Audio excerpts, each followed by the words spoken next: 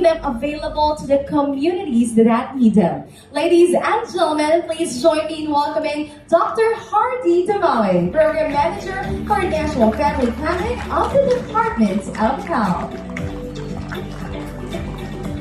Thank you so much. Thank you so much for inviting us here.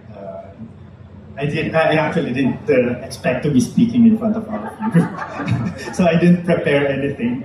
So this is just whatever comes out of my mouth is just what I can think of.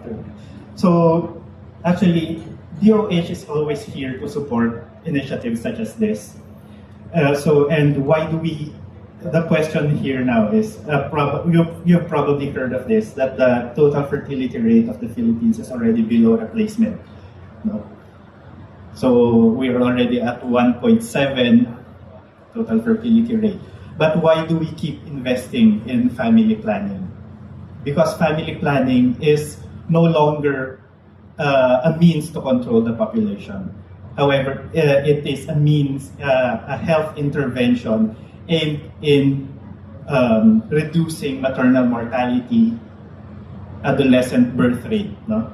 So that's the ultimate goal of family planning. That's why we always keep investing in here. That's why projects such as this from DKT is always exciting. No? Kasi one problem in the Philippines is our topography. No? Ang hirap pong abutin ng mga isla-isla natin. Lalo na kung may mga dala-dala kayong mabibigat na bagahe. No? And it's even harder to cross seas.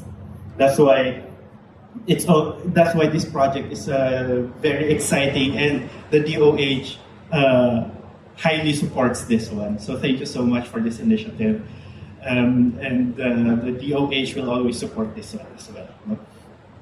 Kasi our data shows that our highest unmet need for family planning belongs to the GDA, our geographically isolated and disadvantaged areas. So this is one initiative to bridge that gap and bring our services to the last mile.